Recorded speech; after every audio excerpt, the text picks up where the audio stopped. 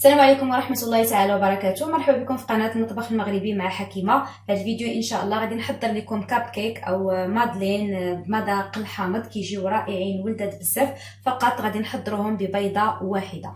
المكونات يعني متوفره عندنا في البيت، كذلك ناجحه ومضبوطه. غادي نحتاجوا نصف كاس قياس العنبه، تقريبا يعني نصف كاس ما يعادل 100 ملل من زيت نباتيه.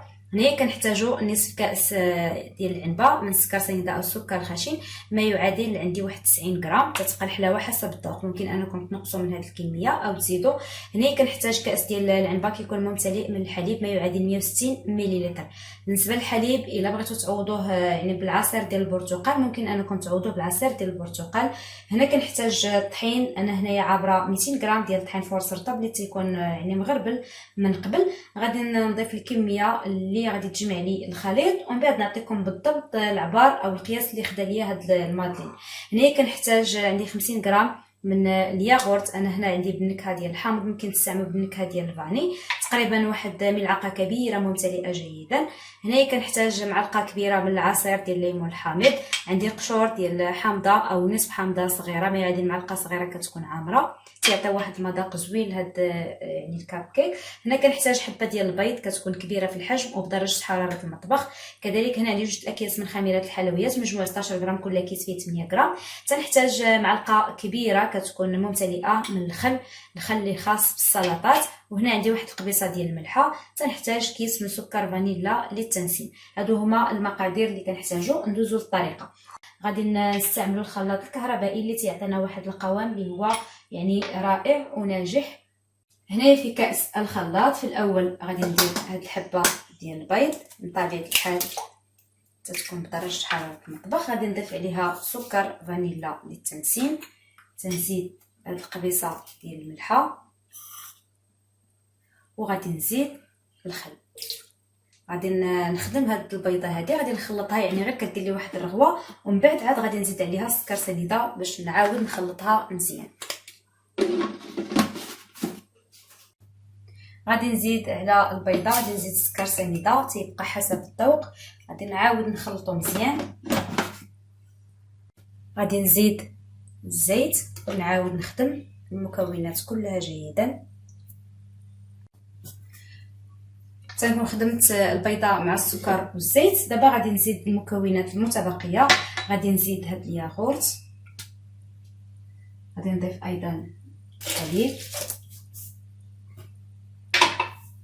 وغادي نزيد العصير ديال الليمون الحامض. كذلك غادي نزيد هاد القشور ديال الحامض، ونعاود نخلط المكونات كلها جيدا. تنكون خلطت المكونات كلها جيدا. غادي نفرغها في هذا الاناء باش نعاود نخلطها مع الطحين. تنكون فرغت الخليط يعني في هذا الاناء. دابا غادي ناخذ واحد المعلقه، غادي نضيف حنايا تقريبا قياس واحد 2 أو 3 ديال المعالق في الاول. غادي نغربل عليهم هاد الخميره من الحلويات باش كنجنبوا الحبيبات اللي تيكونوا فيها. غادي نزيد واحد معلقه اخرى،